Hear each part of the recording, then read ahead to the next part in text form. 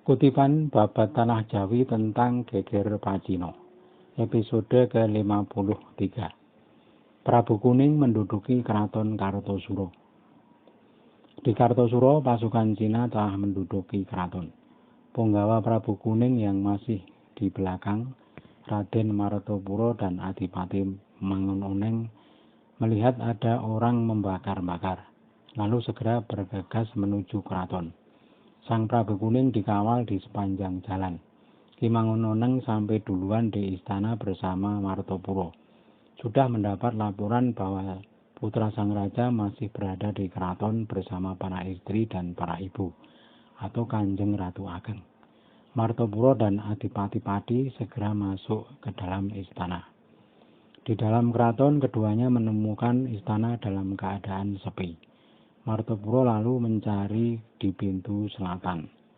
Di sana Martopuro menemukan Ratu Ageng bersama sang cucu Ratu Kedaton. Keduanya lalu dibawa oleh Martopuro dan diserahkan kepada Adipati Padi. Lalu ditemukan pula Ratu Maduretno dan Ratu Ayu Kalua. Keduanya berada di pintu selatan. Mereka sudah ditempatkan bersama Ratu Ageng di tempat Adipati Padi Mangunoneng. 3 hari kemudian ditemukan pula Raden Ajeng Uwuh Ngularan, lalu diserahkan kepada Ki Mangunoneng. Juga seorang selir sang raja bernama Mas Ayu Pujowati. Kemudian Raden Ajeng Dewi juga ditemukan oleh Tumenggung Padmonagoro. Lalu berturut-turut ditemukan Raden Ajeng Jabir dan Raden Ajeng Sarwo. Sang Prabu Kuning kemudian menempati istana. Para istri sang raja Pakubuwono dan para putra disatukan tempatnya bersama Ratu Ageng. Lalu berturut-turut berhasil pula ditangkap para selir raja yang lain. Raden Ayu Andayasmoro, Teknowati, Surtikandi, Smoroningsih, Tilarsih, Tiksno Renggo, Renggosari, Andoyowati, Retnosari, Wandansari, Retnadi, Irawati, dan Andayaningsih.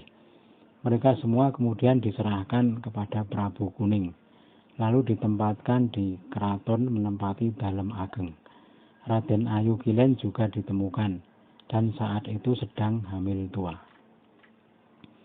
Beberapa waktu kemudian Adipati Padi memerintahkan untuk mencari Raden Ayu Notokusumo, istri dari Ki Patih Notokusumo. Tidak lama kemudian berhasil ditemukan dan ditempatkan di kediaman Raden Notowijoyo. Beserta keluarganya kemudian diserahkan kepada Raden Sutowijoyo, salah seorang anak Ki Patih Notokusumo. Pada waktu keraton diduduki pasukan Cina, para kerabat sang raja, yakni para adik dan kakak, sudah mengungsi keluar kota. Pangeran Buminoto lari ke arah tenggara dan berhenti di Sudimoro. Pangeran Buminoto pernah melihat sang raja ketika menyeberang sungai di Pamanggaran.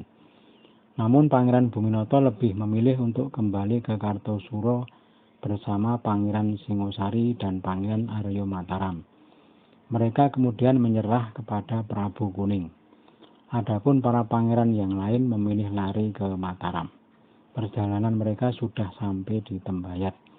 Di Tembayat terjadi perselisihan. Pangeran Diponagoro dan Pangeran Aryo Pamot bersikeras menyusul sang raja ke arah timur. Sedangkan 5 pangeran yang lain tetap melanjutkan perjalanan ke Mataram. Kedua kubu kemudian berpisah.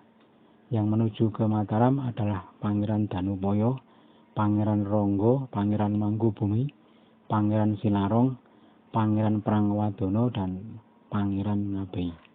Di Mataram, Pangeran Ngabei meminta pendapat para adiknya, bagaimana langkah selanjutnya. Berkata Pangeran Ngabei, kita sekarang berada di pengembaraan. Bagaimana pendapat kalian? Apa yang sebaiknya kita lakukan? Para adik untuk sesaat tak punya saran. Lalu beberapa saat kemudian Pangeran Mangkubumi berkata, bila Paduka setuju, sebaiknya kita dirikan pasukan dengan mengambil prajurit dari Mataram. Nanti saya yang akan mengerahkan. Adapun Paduka nanti kita pasang sebagai pemimpin. Paduka jangan sampai ikut berperang. Kalau kelak adik Paduka Sang Raja muncul kembali, nanti bisa kita bicarakan lagi. Sekarang yang penting kita punya pemerintahan sementara.